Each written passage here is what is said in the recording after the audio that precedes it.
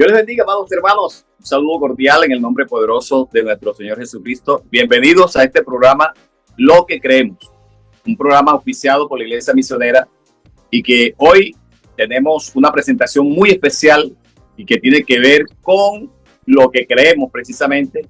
Gloria al Señor.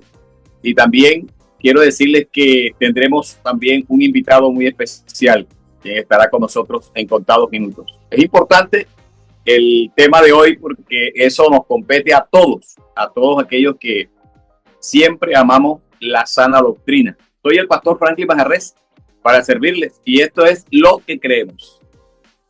Está con nosotros y para mí es un gran gusto presentarles a este precioso ministro de Jesucristo.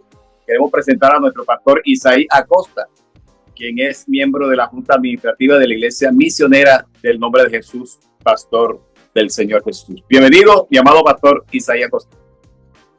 Amén, amén. Bueno, mis amados hermanos, saludándolos en ese maravilloso y poderoso nombre del Señor Jesús a todos mis amados hermanos. También le doy gracias al Señor por permitirme tener este honor con mi pastor Franklin de estar en este precioso y maravilloso programa en lo que creemos.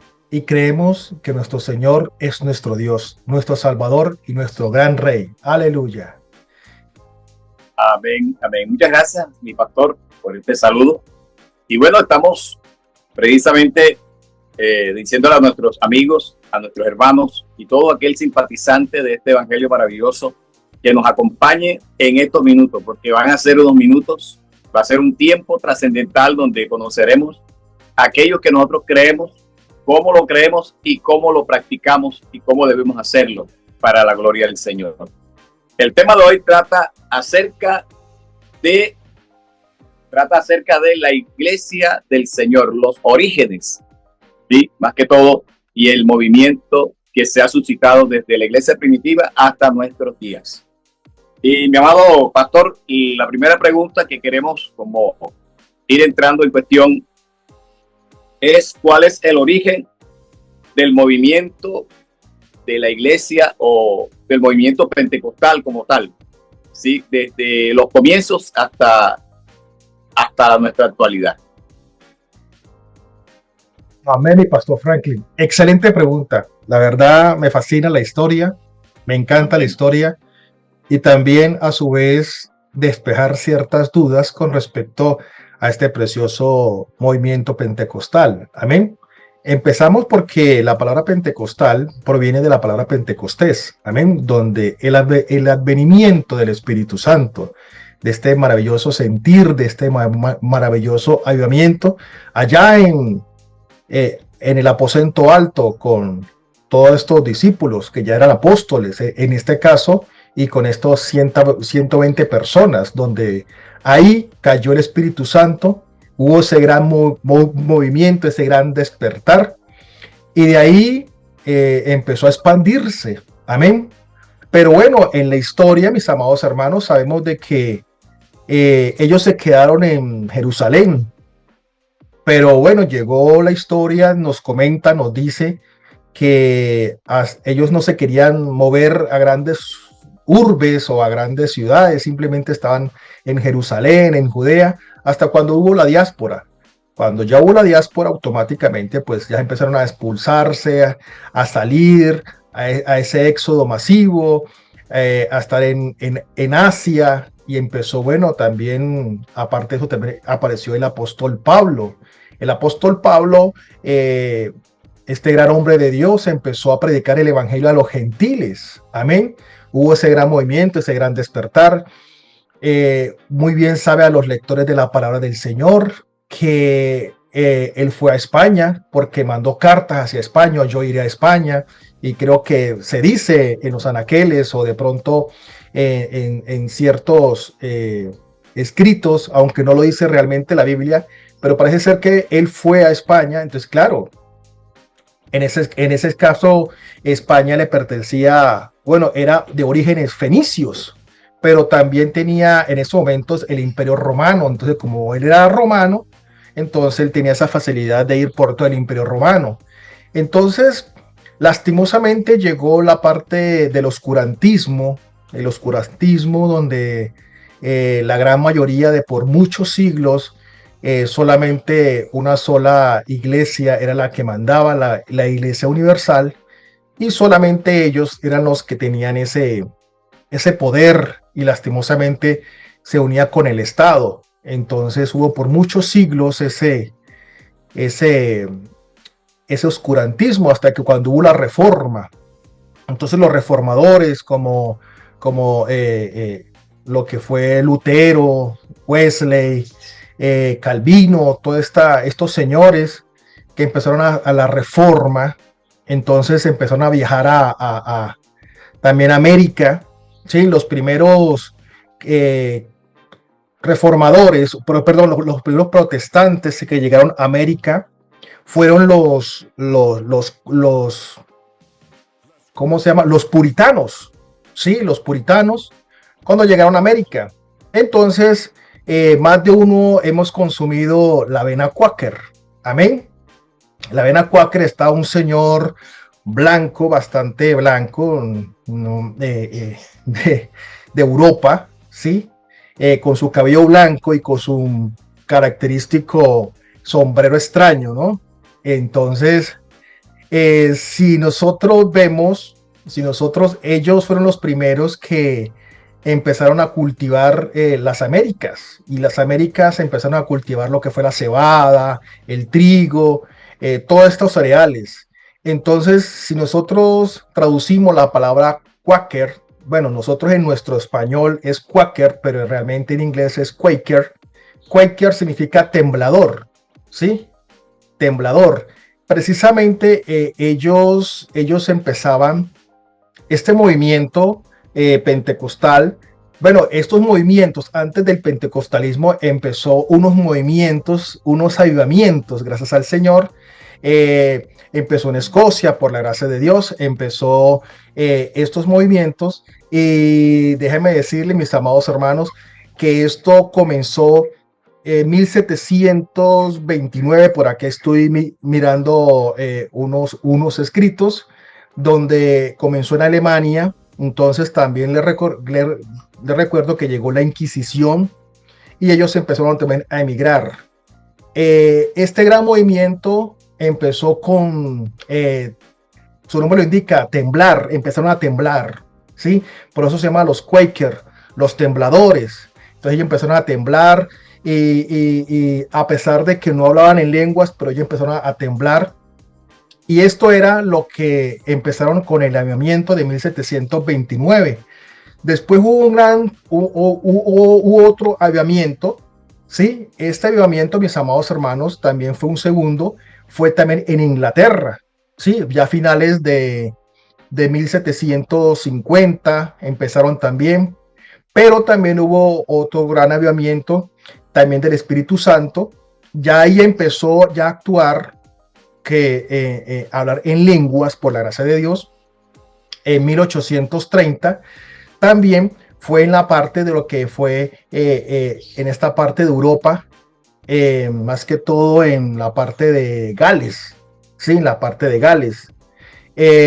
Más que todo aquí debemos de resaltar, mis amados hermanos, que cuando este movimiento, sí, todo empezó con una denominación, en este caso, pues, bueno, con los protestantes.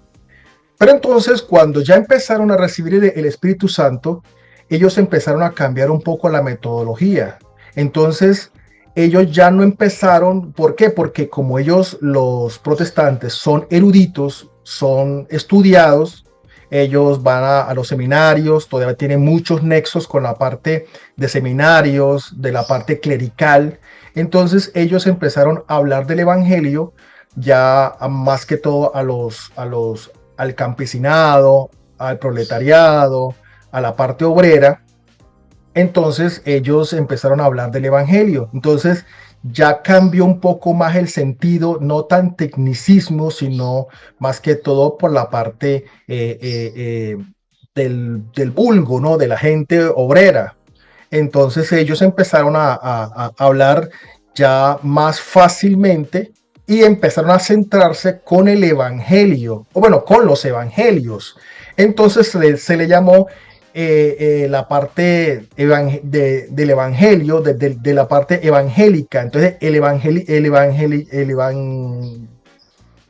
se me escapa el nombre, la parte evangélica, ¿sí? Ellos empezaron a proliferar, y ellos ahí en estos momentos empezaron a recibir el Espíritu Santo, saltando, brincando, también temblando y también hablando en nuevas lenguas. Pero también, mis amados hermanos, es bueno que este movimiento, más que todo pentecostal, ¿sí? Todo inició ya, entonces ya la parte histórica de la parte, ¿cómo se llama? De los protestantes empezaron ahora a ser llamados evangélicos, ¿sí? Porque hablan mucho del evangelio, de las buenas nuevas de salvación, y empezaron a hablar más del Nuevo Testamento, y empezaron a hablar más de lo que fue de las obras que el Señor hacía. Amén. Entonces, por eso, mis amados hermanos, es bueno entender lo que es la historia de la parte pentecostal y mis amados hermanos, también dando a conocer de que el avivamiento pentecostal también vinieron muchos avivamientos en 1800, ¿sí? En la parte de 1800, bueno, el segundo gran despertar, ya lo había comentado, fue más que todo en 1790, ¿sí? Eso fue más que todo por los metodistas y los bautistas, ¿sí? Que ellos, vuelvo yo reitero, que eran protestantes, pero en 1814 ya cambió un poco la situación porque ellos ya prácticamente empezaron a tener un buen avivamiento en las iglesias reformadas, más que todo en Suiza, ¿sí? También en 1831 hubo otro avivamiento, ¿sí? Más que todo en Irlanda. Más que todo se centraba era en Europa, ¿sí? También en 1843 hubo otro en Escocia, ¿sí?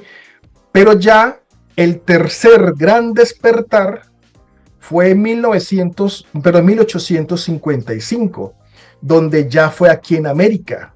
Entonces, como vuelvo yo reitero, empezaron a hablar del evangelio a todo lo que fue la parte de los trabajadores, donde más que todo se mencionan nombres que yo creo que más de uno conoce, ¿no? Como Moody, ¿sí?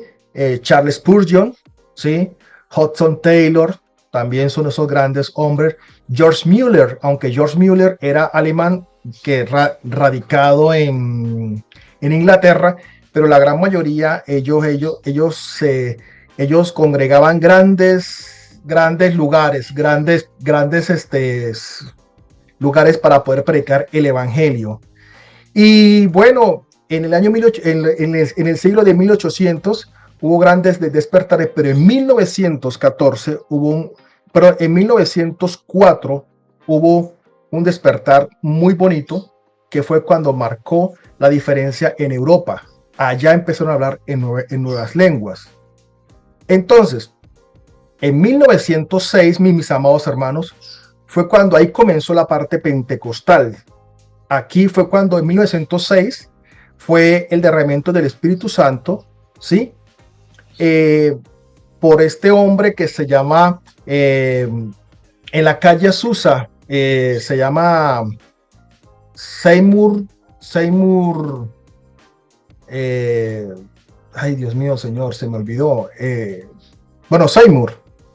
Este señor Seymour era un afroamericano que eso fue una casualidad porque me leí ese libro de la calle Azusa y hubo una gran disputa entre los de color, ¿sí? Como lo dicen allá en Estados Unidos, y la gente blanca. Y le cuento a mis amados hermanos que ahí fue ese gran movimiento pentecostal de la calle Azusa, que fue presidente en 1906 en California, en Los Ángeles, realmente fue en Los Ángeles. Y este movimiento, mis amados hermanos, es considerado el punto de partida para la expansión del pentecostalismo.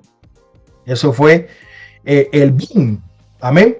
Y lo más maravilloso, que fue por 11 años consecutivos, fue una gran bendición en Seymour. 1906.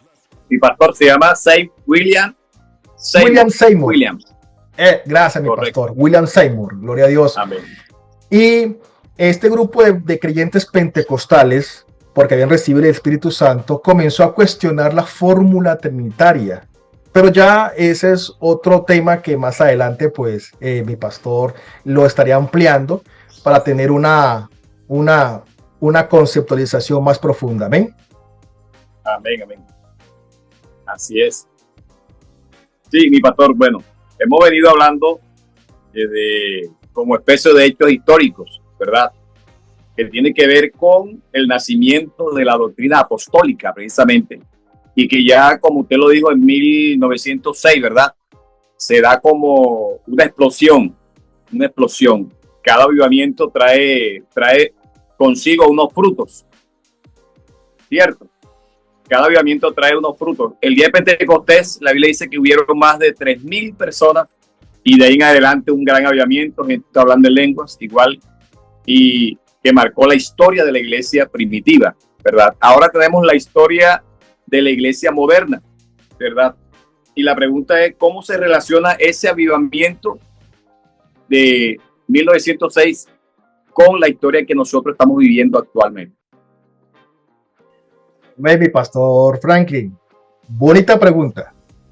¿Por qué?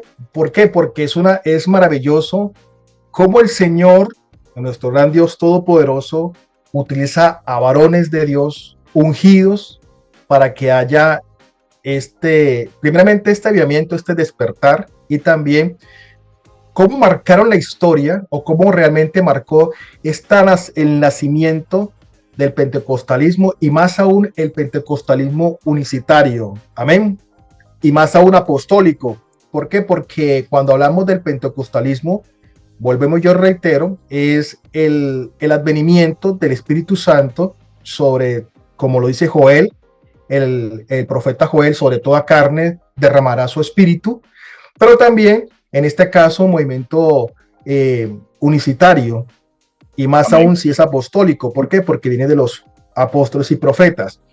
Yo quiero resaltar algo muy importante, que en ese entonces no se llamaba unicitario, se llamaba la unidad, movimiento pentecostal de la unidad.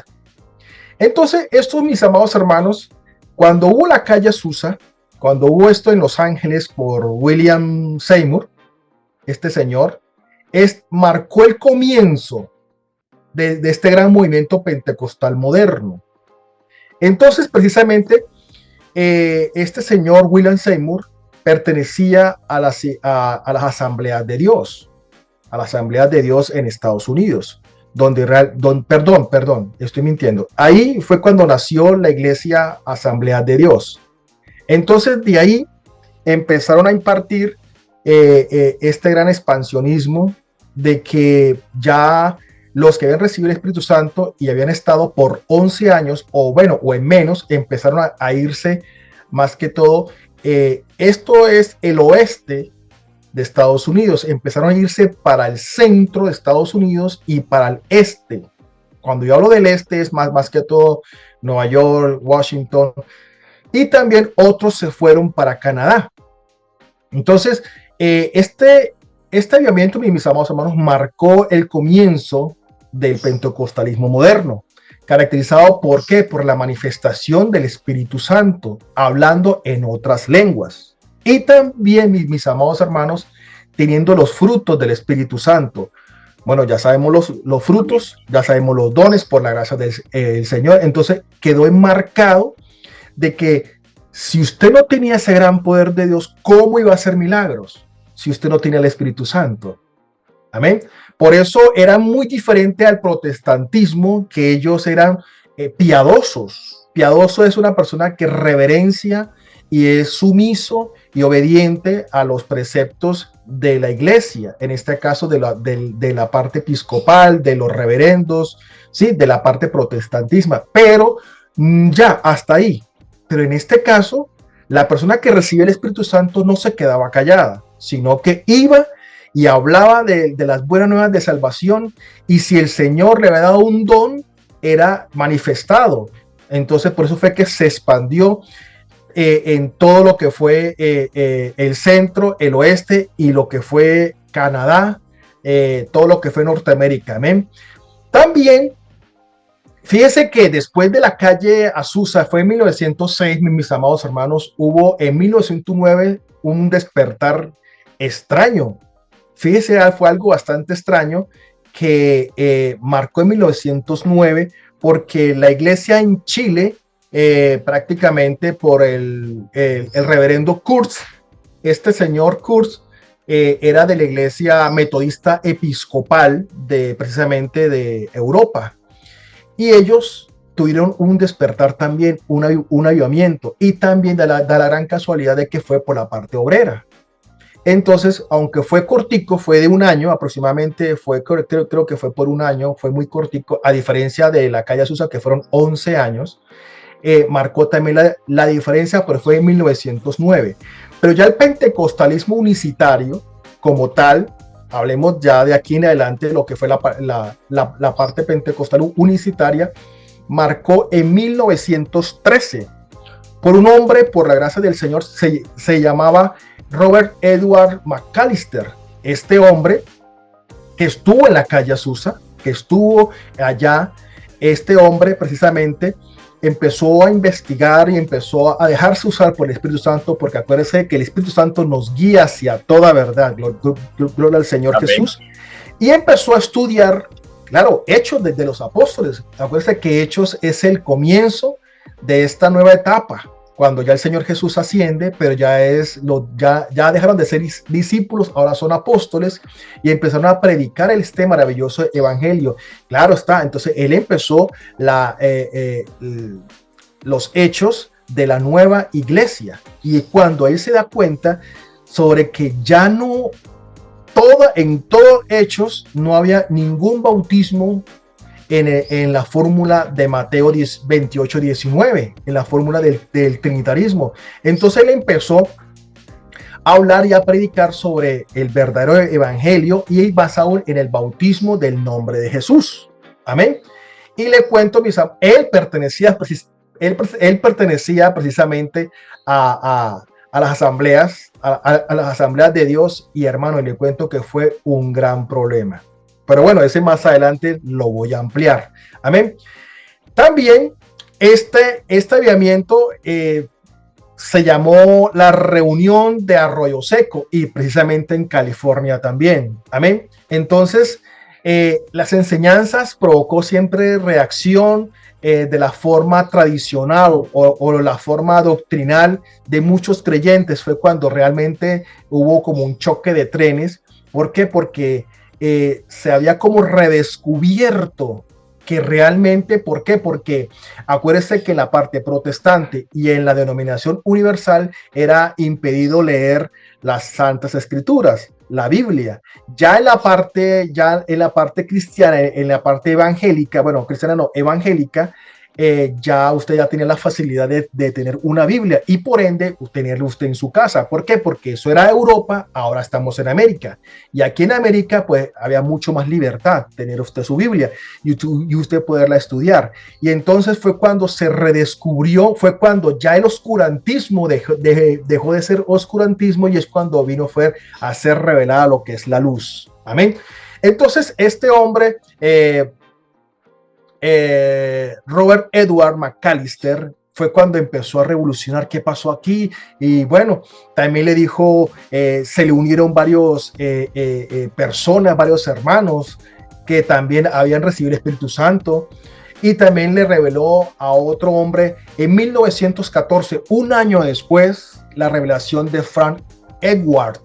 Este hombre, por la gracia de Dios, con otro varón de Dios que se llama Glenn Cook, y otros líderes comenzaron a predicar el nombre del Señor Jesús. Ya dejaron de predicar en el trinitarismo, ¿sí? Estoy hablando de 1913 con este varón, con este hombre de Dios, Robert Edward McAllister, y en 1914, un año después, fue con este hermano Frank Edward, y empezaron a predicar el nombre del Señor Jesús.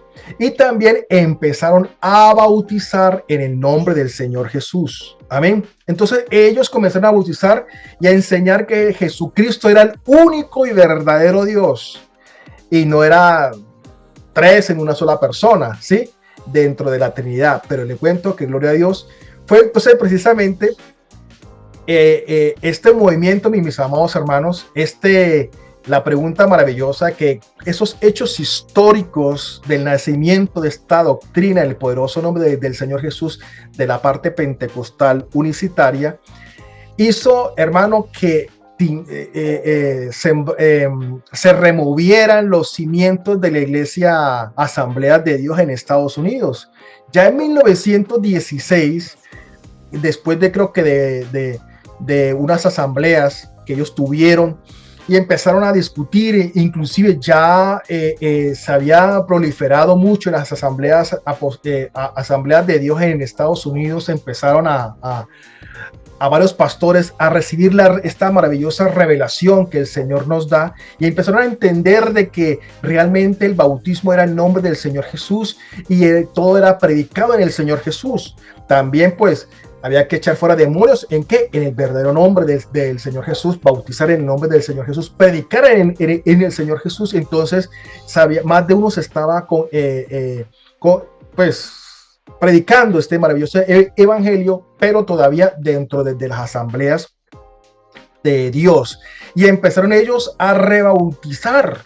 ¿Por qué? Porque ellos decían, no, están mal bautizados. Entonces empezaron a rebautizar, inclusive ellos mismos como ministros, como pastores, se empezaron a rebautizar en el nombre del Señor Jesús. Entonces, en la última asamblea que ellos tuvieron fue en 1916, después de prácticamente 3 años de que este hombre varón de Dios, McAllister, 3 años, decidieron expulsar a todos los que se habían bautizado y a todos los que estaban predicando este maravilloso nombre del Señor Jesús. Amén. Eso fue en 1916. Y hermano, y quiere que le cuente algo, mi amado pastor Franklin.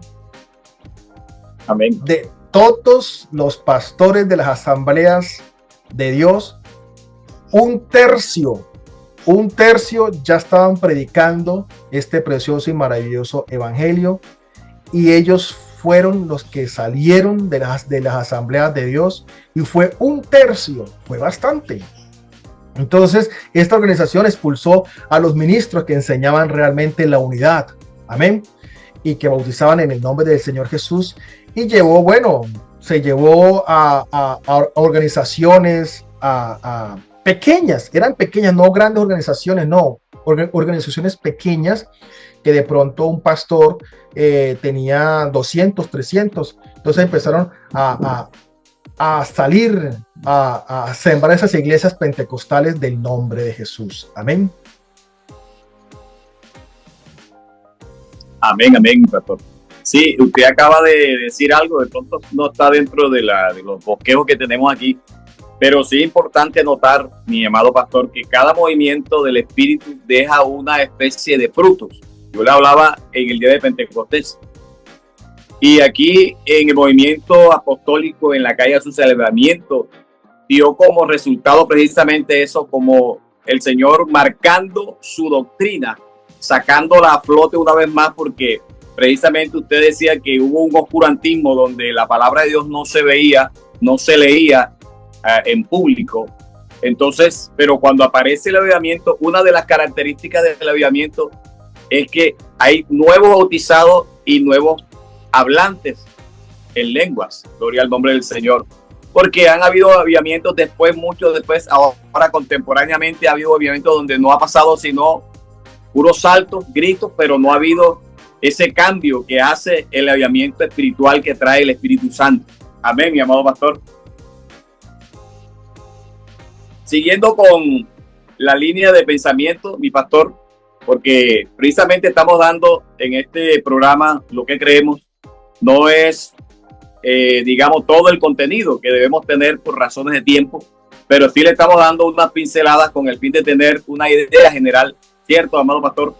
De lo que es, digámoslo así, el nacimiento de la iglesia y el resurgir bendito sea el Señor, en este pleno siglo en el cual pues aparece, gloria al Señor, el gran avivamiento en la calle Azusa.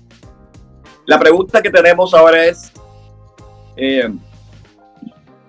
¿cómo fue recibida? Porque entre lo que hemos hablado hemos venido como resolviendo algunas preguntas que ya hemos tenido aquí. Por ejemplo, antes de esa, tenemos cuáles fueron los primeros pioneros de la doctrina apostólica unicitaria, ¿verdad?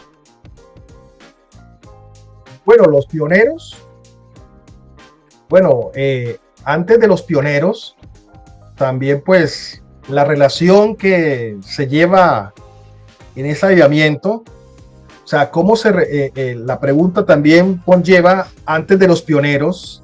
Sí me gustaría ampliarla porque esa relación del avivamiento, ¿sí? Con la historia, déjenme decirle, mis amados hermanos, fue algo que realmente marcó la diferencia. Marcó la diferencia entre la iglesia tradicional, porque aún los protestantes estaban arraigados a la parte clerical, ¿sí?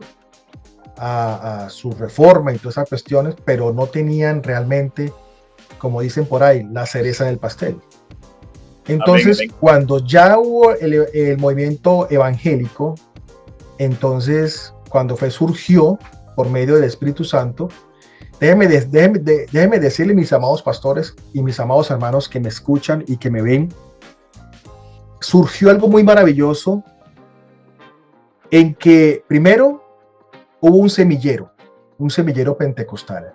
Este estallido social se manifiesta del Espíritu Santo, como vuelvo yo reitero, en hablar en nuevas lenguas, que es un don por la gracia de Dios, pero también en hablar en nuevas lenguas, donde tenemos los dones del Espíritu Santo. Amén. Entonces, como sanidades, profecías, visiones, ¿sí?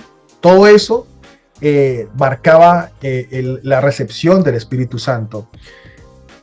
A mí me gusta y quiero parafrasear el libro, precisamente parafrasear el libro con respecto, mi pastor, déjeme decirle que ese libro de la calle Azusa, muy bonito, se lo recomiendo, porque déjeme decirle que me impactó mucho porque donde ellos se pusieron era prácticamente una casa vieja, era una iglesia antigua que la habían dejado abandonada, y luego esa casa antigua, como era de tablas, fue establo.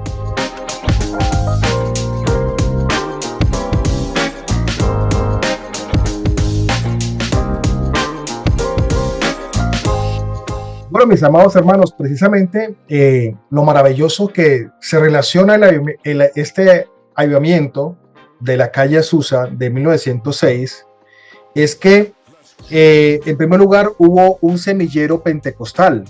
Amén. Hubo este estallido de manifestaciones del Espíritu Santo, de hablar en nuevas lenguas, de los dones, amén, del Espíritu Santo. Todo esto encabezado por este varón de Dios, William Seymour, allá en Los Ángeles, fue el catalizador que llevó al pentecostalismo de una experiencia local a un movimiento global.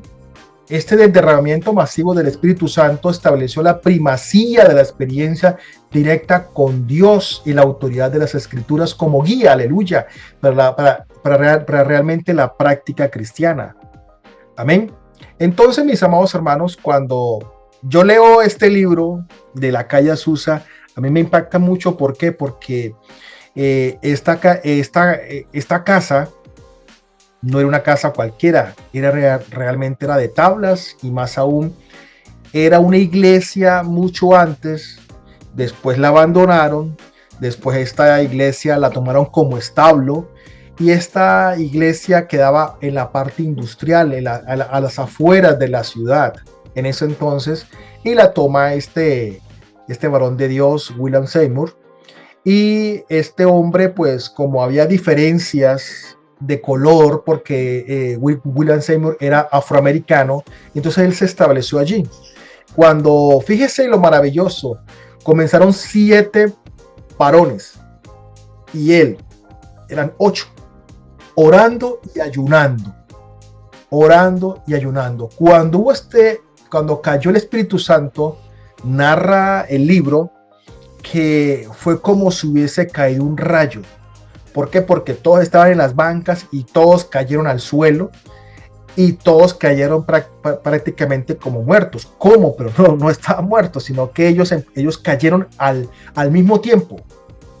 Y cuando ellos cayeron al mismo tiempo al suelo, empezaron a hablar nuevas lenguas. Y eso duró por 11 años consecutivos imparables. Empezaron la gente, Amén.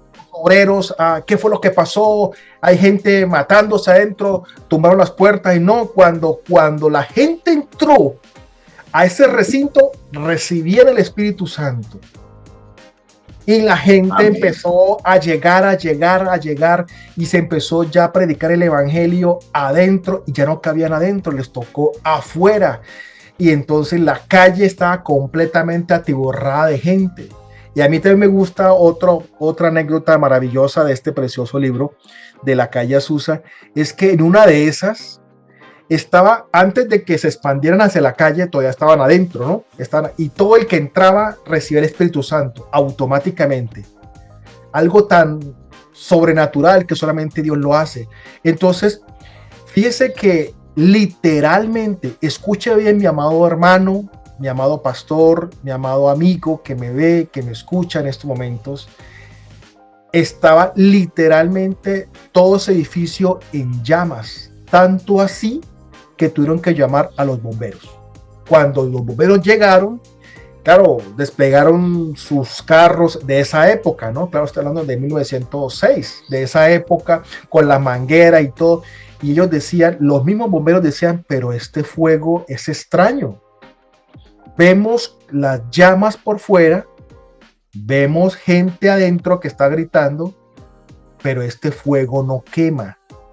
Este fuego es un fuego raro y extraño porque se veía literalmente las llamas, pero no era la típica fuego o candela, Amén. sino que era un fuego muy extraño. Entonces, maravilloso. ¿Por qué? Porque fue un semillero, un semillero pentecostal en todo esto. También, mis amados hermanos, otro punto maravilloso es la relectura de la Biblia. Vuelvo, yo reitero, solamente los que tenían el poder podían leer la Biblia. Ahora no, ahora como estábamos acá en América, empezaron a comprar Biblias y a regalar Biblias y a vender Biblias, en pocas palabras, ¿sí? Para poderse mantener en la predicación, porque pues no se recolectaban ofrendas, sino también bajo las Biblias. Entonces hubo ese consolidado en el pentecostalismo clásico de volver a examinar las Santas Escrituras, a leer la Biblia, amén, al estudiar la Biblia. Y fue cuando ahí este hermano Macalister empezaron a leerla y a estudiarla, y fue cuando ahí hubo este gran despertar del pentecostalismo unicitario, amén. También, mis amados hermanos, en el contexto de la libertad y reforma, me hago entender, fue realmente esa ruptura religiosa establecida que propició en la calle Azusa que ya dejaron de irse a las grandes denominaciones protestantes, ¿sí? Porque más que todo Estados Unidos protestantes, como la luterana, la wesleyana, la calvinista, etcétera, sino que ya estaban en la parte pentecostal, y ellos viendo con sus propios ojitos el gran poder de Dios de hablar en nuevas lenguas, pero también ver sanidades, profecías, etcétera. Amén. Entonces eso fue lo que marcó este precioso y maravilloso evangelio. Amén. Amén, amén. Gracias, mi amado pastor, por esa respuesta. Realmente a mí también me fascina la historia, y en este caso la historia de la iglesia. Yo siempre he sido un amante de la lectura de la palabra de Dios, pero también de las crónicas bíblicas e históricas. De verdad, somos la Iglesia Misionera del Nombre de Jesús y estamos en su programa Lo que Creemos. Y este es un programa que está diseñado mis amados amigos, hermanos que nos pueden escuchar, para enseñarte de manera clara y también fundamentada los principios de la doctrina de la palabra de Dios. Estamos todos los domingos a partir de las 4 de la tarde, estamos ahí en este programa Lo que Creemos. Te invitamos para que te conectes los domingos, a partir de las 4 de la tarde. Estamos ahí en este hermoso programa. Y también nos puedes seguir a través de las páginas oficiales de la Iglesia Misionera del Nombre de Jesús. Continuamos. De verdad que es un tema apasionante, ¿cierto, mi amado pastor? Lo disfrutamos el poder escudriñar, saber cosas que de pronto en la historia han quedado plasmadas, pero que hoy te la hemos traído aquí a través de Lo que Creemos. Alabanzas al nombre del Señor. Y hay preguntas que pues nos hacen y las tenemos por aquí en nuestros escritos. Y una de ellas, para ir avanzando, ¿cómo fue recibida la predicación del nombre de Jesús después de ese gran avivamiento? Amén, amén. Bueno, mis amados hermanos, gracias, mi amado pastor Franklin. Antes de eso, debemos de mencionar estos hombres de Dios. Amén. Partamos la diferencia entre, en este caso a nivel mundial, los hombres de Dios que se dejaron usar para expander este precioso y maravilloso evangelio, ¿sí? Y también aquí en nuestra amada Colombia, por la gracia de Dios. Entonces, a nivel mundial, como vuelvo yo reitero, está este varón de Dios, este hermano Robert Edward McAllister, precisamente fue en el avivamiento de Arroyo Seco, allá en California, en 1913, expuso por primera vez la doctrina de bautizar en el nombre de Jesús, amén, haciendo ese recuento. También volviendo una vez más, este varón de Dios, Frank Edward, que también de escuchar el mensaje de McAllister, él entendió y comprendió y profundizó realmente este precioso evangelio del pentecostalismo unicitario apostólico. Fue en abril de 1914, predicó públicamente su primera exposición de realmente, ¿y cuál fue la primera exposición de él del evangelio? Hechos 2:38. Amén. Y ese mismo día se rebautizó porque él estaba en las asambleas apostólicas, en las asambleas de Dios, perdón. Entonces, y también a la vez se bautizó. La asamblea. Señor. Pastor, las asambleas de Dios eran de doctrina ¿qué? Trinitarias. Trinitarias. Sí, señor. Trinitarias. Las asambleas de Dios trinitarias. Después, bueno, ahorita más tarde les comento, esas asambleas también tuvieron otro nombre que se llama asambleas pentecostales, que ya fueron las canadienses, ¿sí? Entonces, también ese mismo día que se bautizó este varón de Dios, Frank Edward, también se bautizó un amigo que también era líder, que se llamaba Glenn Cook.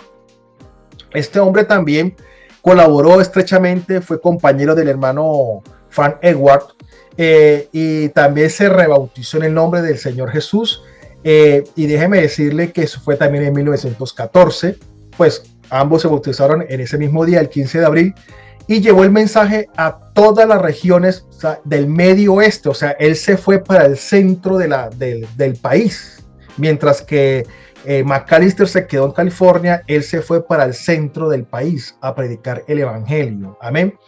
Y también claro, bautizó a muchos ministros pentecostales del nombre de Jesús, bautizó mucho en el nombre de Jesús, siendo él, pues, él era pentecostal del nombre de Jesús, pero todavía pertenecía a las asambleas de Dios, y él les enseñaba a los compañeros, usados por medio del Espíritu Santo, a sus compañeros pastores de las asambleas de Dios, y él bautizaba en el nombre a esos pastores también.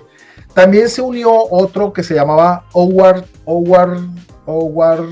Goss, que realmente también era originalmente de las asambleas de Dios y adoptó la práctica del nombre de Jesús. Escuche bien, la adoptó, pero como fórmula, ¿sí? Porque había muchos adeptos. Pero tras escuchar realmente al hermano Glenn Cook, realmente su conversión fue completa y ya no era como una fórmula, sino que realmente ya estaba convencido de que realmente era de esa manera. Amén. Entonces, es que da la gran casualidad de que este hermano Howard Goss no era cualquiera, era uno de los directivos, mientras que los hermanos eran pastores. Howard Goss era uno de los directivos de los de arriba. Entonces, claro, eso fue un escándalo, pero terrible. Entonces, claro, también al fin y al cabo todos fueron expulsados. Después, más adelante, fue otro de los hombres maravillosos de este de pastores, de hombres influyentes a nivel mundial, mis amados hermanos, de hombres que se dejaron usar por el nombre del Señor, por el Señor Jesús. Amén. Fue el Bishop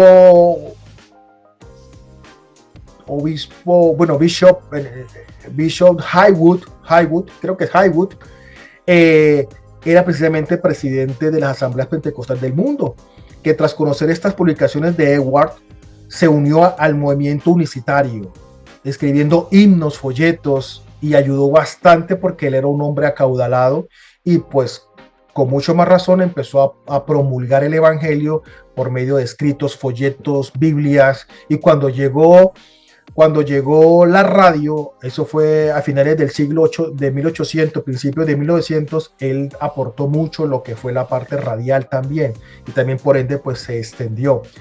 Y mis amados hermanos, a nivel de Colombia, démosle gracias al Señor Dios Todopoderoso, porque el ministro que precisamente ya se había hecho dos, pues como bien mencioné en la parte, pues unos minutos atrás, que cuando ellos se extendieron empezaron a hacer iglesias pequeñas de 200, 300 personas nada más. Pero cuando ya se dieron cuenta que un pastor era pentecostal del nombre de Jesús, del nombre, ¿sí?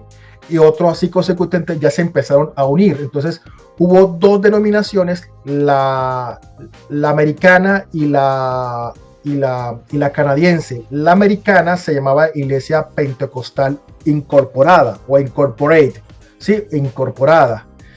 Y la canadiense se llamaba las Asambleas Pentecostales de Jesucristo. Entonces, este varón de Dios, el hermano Win Theodore Stiers, conocido, pero este hermano Win Stiers era este hermano era el de misiones y nadie apostaba. Bueno, este hermano precisamente se adhirió en 1939, pero él era americano, ¿sí? Pero él después en el año 39 se unió a las Asambleas Pentecostales de Jesucristo, o sea, la canadiense.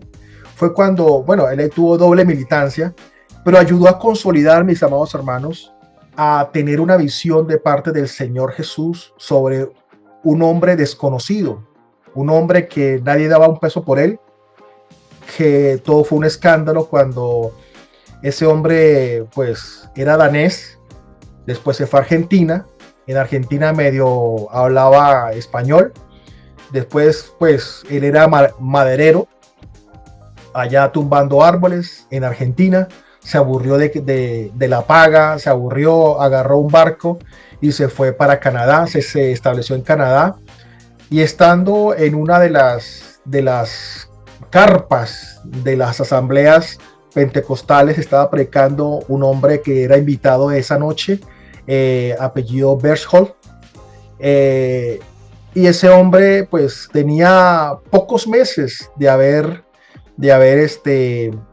llegado ahí y le tocó el Señor su corazón. Fue cuando él mudó, porque él dice en la biografía de él, dice que él pues normalmente los fines de semana, como toda persona que no tiene a Cristo en su corazón, los fines de semana pues se distrae con unas cervezas en un bar, y esta vez no quiso ir al bar con los amigos, sino que pasando vio una carpa y se metió en esa carpa.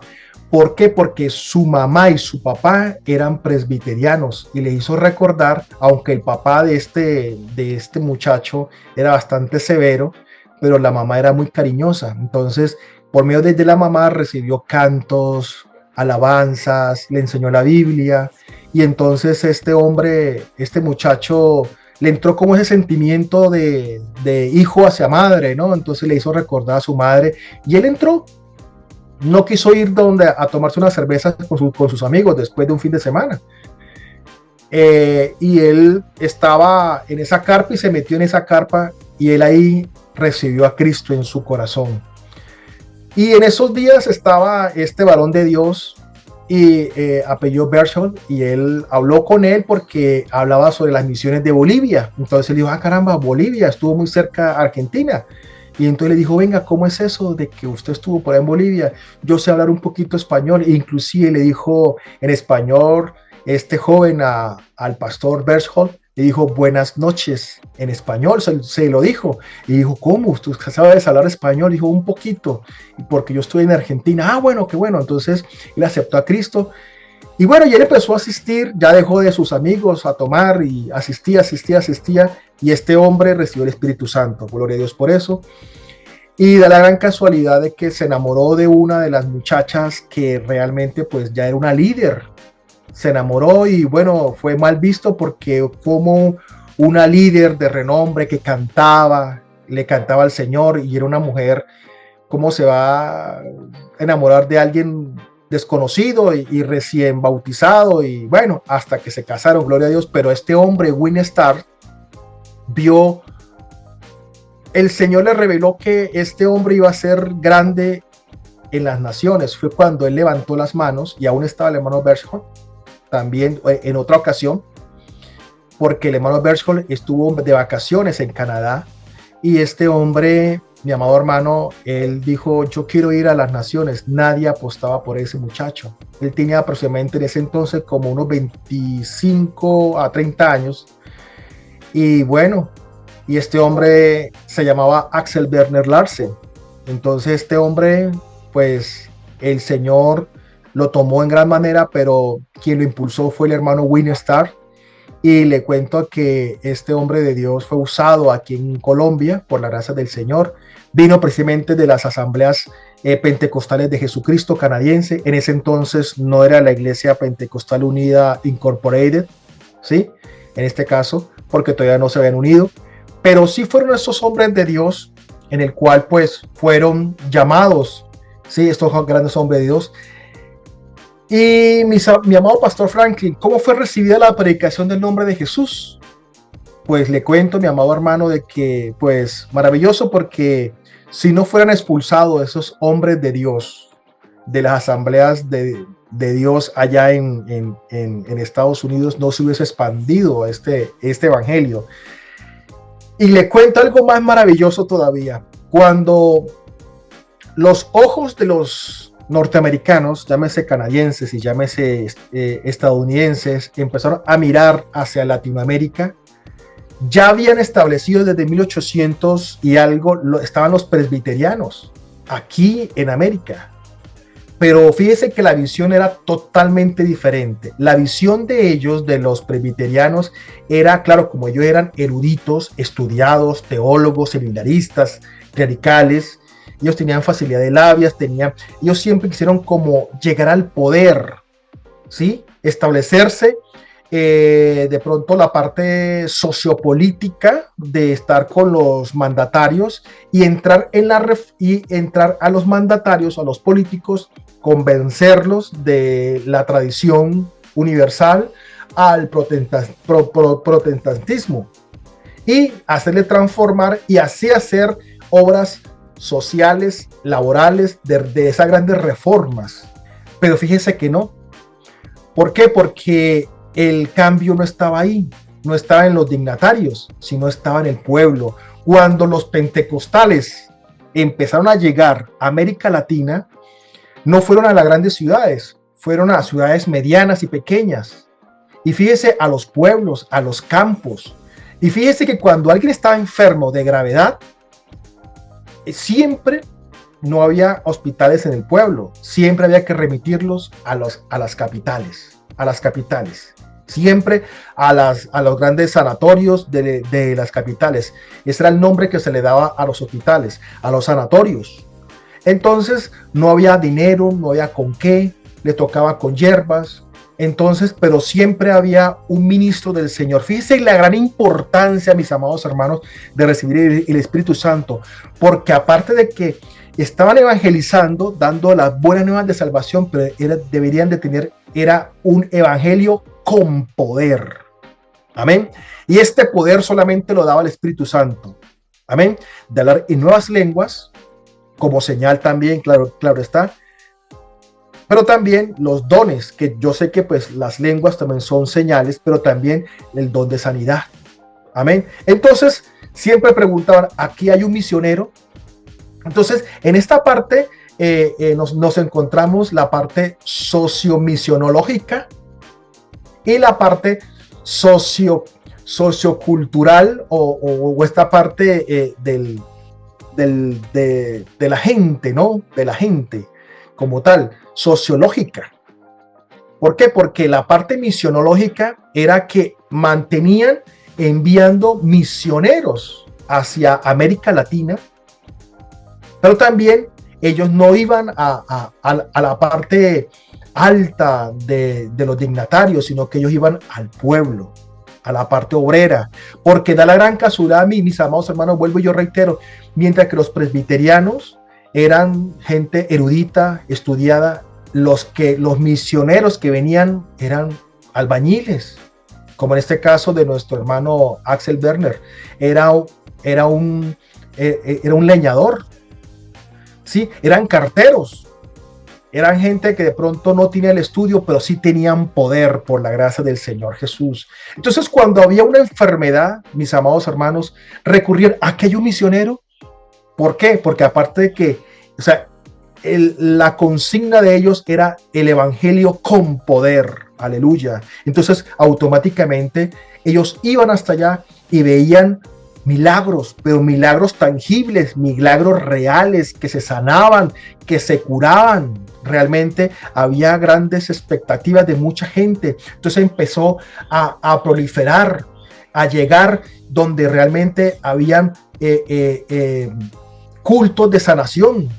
Entonces precisamente fue cuando fue bien recibida desde abajo, pero también, claro está, no hace falta que el líder de la iglesia tradicional, el líder de la iglesia universal, era mal influenciado hacia las personas, hacia los feligreses, para que atentaran contra los hermanos, los misioneros. Entonces fue una reacción desde Estados Unidos, desde la Asamblea de Dios, porque hubo una revuelta allá en Estados Unidos con las iglesias de Dios. Fueron una reacción bastante violenta también.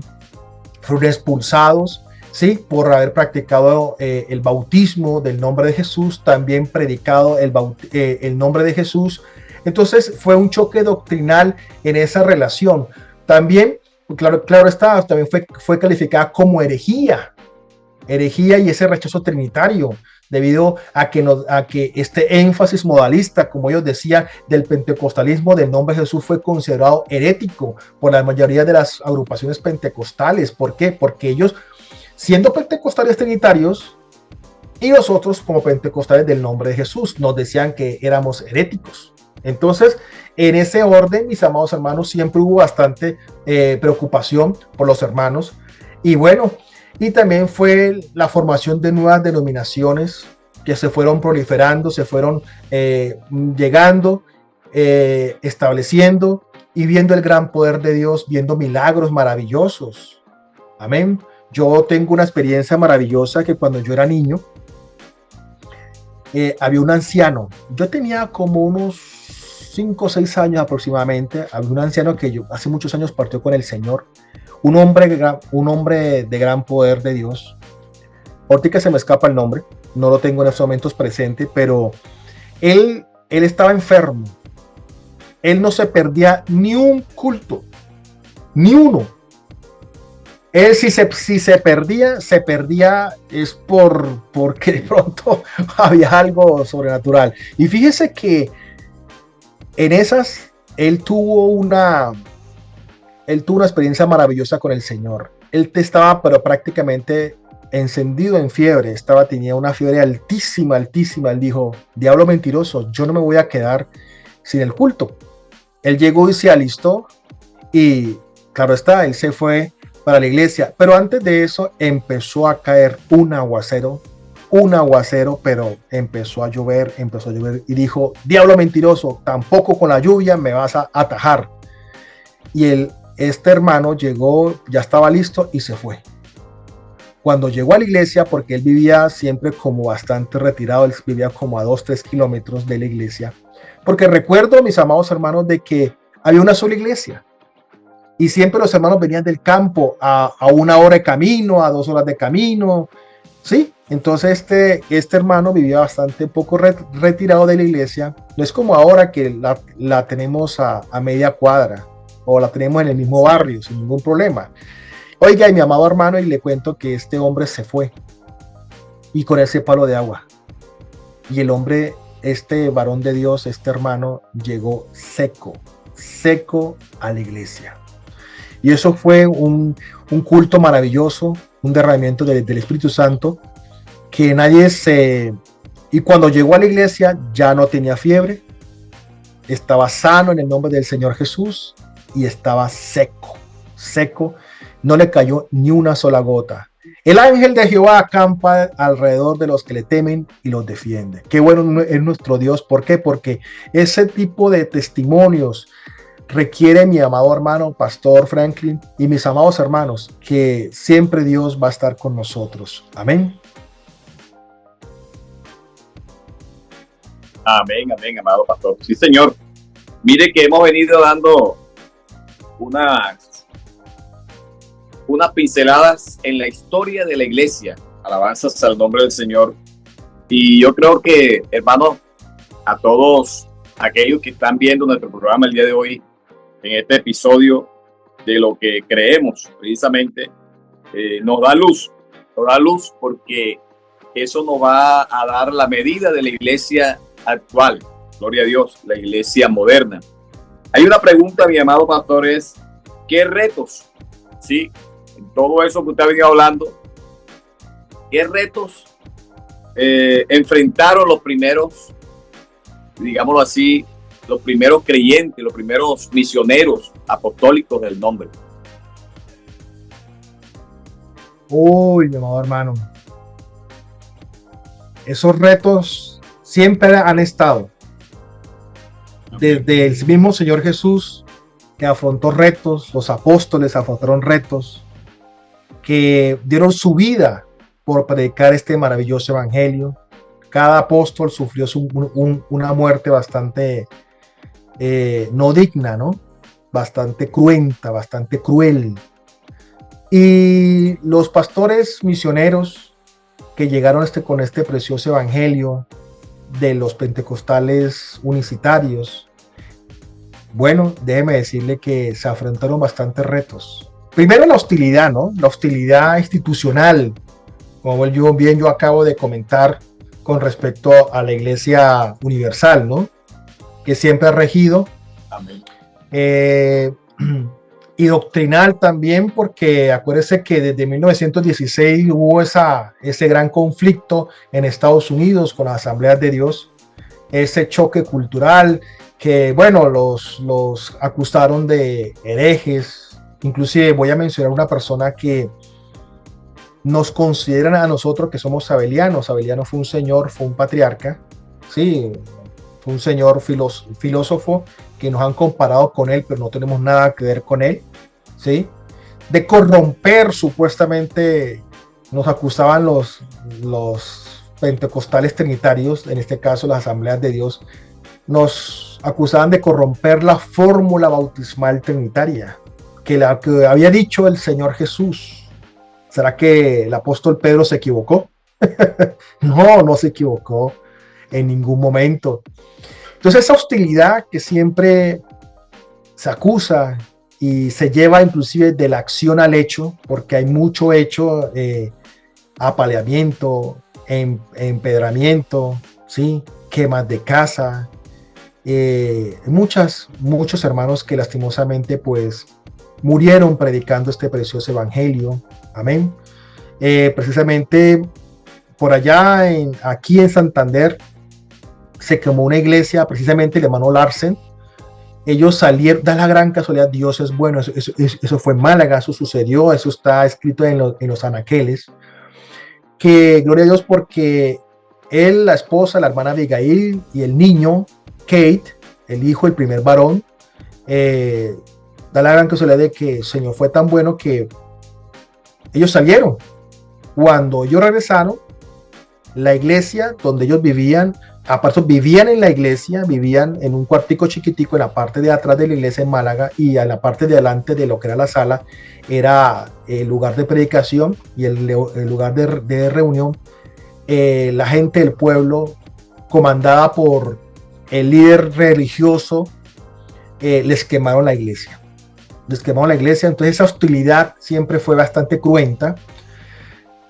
La censura, la difamación de muchos países también hacia nosotros, más que todo, pues vuelvo a otros protestantes, como yo bien reitero, se nos ha tachado de secta, pero gracias al Señor, pues el Señor nos respalda bajo su palabra, amén. Inclusive a nivel de lugares, inclusive no podíamos, los hermanos en ese entonces no podían comprar, aún todavía muchas veces en pueblos bastante religiosos, bastante sectarios, se les cierran las puertas a tiendas o a supermercados para que de pronto compren de su canasta primera de necesidad, de la canasta familiar. También, mis amados hermanos, los primeros pioneros, los primeros misioneros también tuvieron las dificultades de la logística y la parte económica, que muchas veces en el día de hoy repercute. En la ausencia de financiamiento oficial, de pronto pues no era mucho lo que le llegaban, y para la manutención, para el sostenimiento. Fíjese que nuestro pastor, nuestro hermano Larsen, él tenía que sobrevivir vendiendo Biblias, ¿sí? Los obreros partían con alforjas vacías, con sus morrales vacíos, sosteniéndose con oficios manuales, les tocaba trabajar, amén, con agricultura, albañilería, enseñanza, mientras que predicaban en aldeas, en pueblos, en ciudades pequeñas, ¿verdad?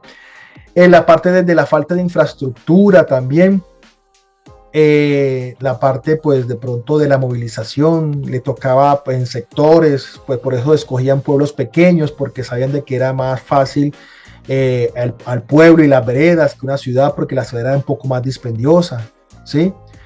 También los riesgos físicos, y como vuelvo yo reitero, de los riesgos de atentados, como vuelvo yo reitero, ese 20 de julio del año 1937, fue en El Salado, fue cuando les quemó la iglesia, la madrugada, perdón, eso fue en la madrugada, perdón, eso no fue que ellos salieron, fue que en la madrugada y les quemaron la iglesia. Y bueno, gracias a Dios, pues perdieron todas las posesiones, pero gracias a Dios no fueron ellos. También tuvieron sacrificios personales. Este gran hombre de Dios dijo, no hemos perdido una persona, manden refuerzo. Soldado. ¿Sí? La primera es, señor. Hemos perdido un soldado. No, exacto, no hemos perdido, hemos perdido un soldado, mande refuerzos. La primera esposa del hermano Larsen, la hermana Abigail, murió en el año 38, un diciembre del año 38, después de una clancia, no una preclancia, sino una clancia. Se le subió la tensión, duró varios tiempos así, de esa manera. El bebé quedó prácticamente pues de días, sin recibir la atención médica, debido a que pues tampoco los aceptaban en los hospitales, y aún todavía después de la muerte no pudieron aceptarlo en el cementerio. Les tocó enterrarlo en un cementerio totalmente particular, se podría decir. Y bueno, y déjeme decirle que esos sacrificios personales fueron los que también atañen a los primeros pioneros del Evangelio. También las cargas familiares y ministeriales, mientras que se pastoreaba, mi amado hermano, y formaba líderes, estos hermanos, estos pioneros, y se predicaba, muchos obreros no podían permitirse el lujo de desatender a sus familias, ¿verdad? Entonces, claro, multiplicando el cansancio, el esfuerzo laboral, secular, la predicación, también el cuidado de la familia, y siempre hay una presión emocional. Entonces, este sacrificio, mis amados hermanos, pues siempre fue bastante, a nivel personal, bastante fuerte para ellos, pero también ese concepto o esa barrera cultural y lingüística, también esa otra barrera, ¿no? El idioma, las costumbres locales. En Colombia y como en otros países de América Latina, los misioneros de Europa o los americanos tenían que aprender sí o sí el idioma español, porque pues aquí nadie hablaba inglés, a menos de que pues estaban otros extranjeros acá, pero de lo contrario nadie hablaba inglés. No es como ahora que ya los muchachitos ya hablan inglés. Anteriormente no, ahora era muy difícil, ¿sí? Y les tocaba aprender español de cero. Tenía que adaptarse a esos ejemplos bíblicos, a las realidades también del campesinado, de los indígenas, ¿sí? Ese choque cultural. Entonces un poquito fue dispendioso, pero tuvo un gran fruto, amén. En los contextos políticos, bueno, siempre estuvo en España el franquismo, ¿sí? Aquí en Colombia fue cuando hubo el Bogotazo, ¿sí? Entonces hubo la persecución. Bien, amados hermanos, gracias le damos al Señor por esta misericordia abundante de nuestro Señor Jesucristo.